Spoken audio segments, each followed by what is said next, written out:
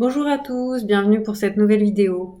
Donc aujourd'hui, je voudrais vous parler rapidement des violences conjugales parce que si vous êtes étranger et vous n'avez pas de titre de séjour et que vous êtes victime de violences, donc c'est le cas à la fois pour les hommes et les femmes, il vous est possible d'avoir un titre de séjour très facilement. Donc en fait, si vous, ça dépend à quel stade vous en êtes de la procédure. Donc si les violences viennent d'arriver, dans ce cas, vous pouvez déposer une demande de titre de séjour, mais à la condition que vous ayez demandé une ordonnance de protection.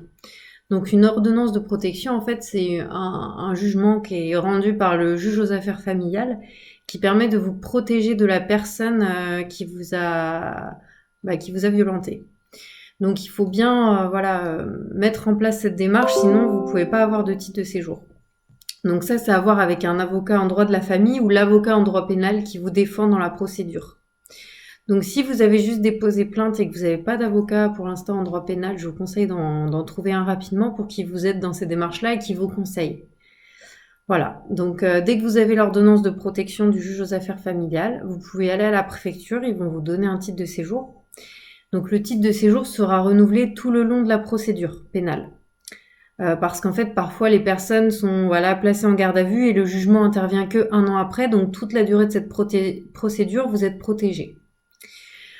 Donc ensuite, si votre plainte est classée sans suite, vous n'avez pas le droit au renouvellement de votre titre de séjour que vous avez obtenu. Donc en fait, il faut avoir des preuves que les violences ont bien eu lieu, des témoins, des vidéos, des choses comme ça, ou alors des blessures graves qui ont été constatées. Donc pour avoir des chances plus grandes de voir l'autre personne condamnée pour violence. Donc si vous retirez votre plainte, également, vous pouvez pas demander de titre de séjour. Donc surtout, protégez-vous. Si vous avez été victime de violence, c'est pas parce que vous êtes sans papier que vous devez rester dans cette situation et ne rien dire. Donc surtout, n'hésitez pas à aller voir un avocat en droit pénal qui pourra vous aider à faire les démarches et à faire reconnaître ces violences-là. Parce que c'est pas normal aujourd'hui de subir ça. C'est vrai qu'au niveau culturel, il y a certains pays où les violences sont courantes. Donc en France, c'est pas le cas. On n'a pas le droit de commettre des violences entre conjoints et des violences de cour même. Mais voilà, c'est encore plus grave quand ça vient de la personne avec qui l'on est en couple.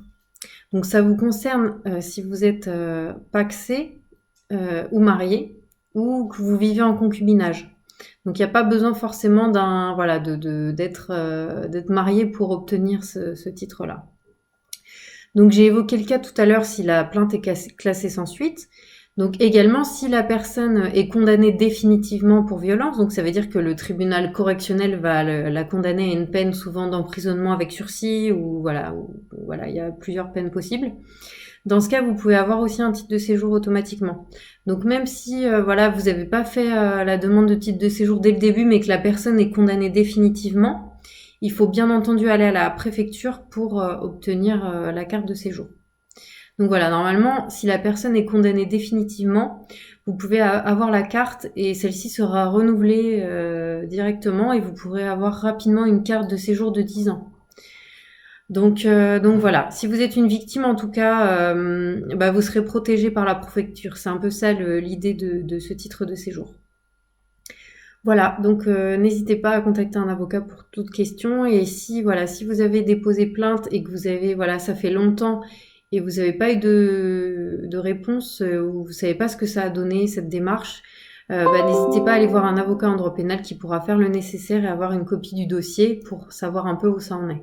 Voilà, ça pourra vous aider aussi par rapport à la préfecture.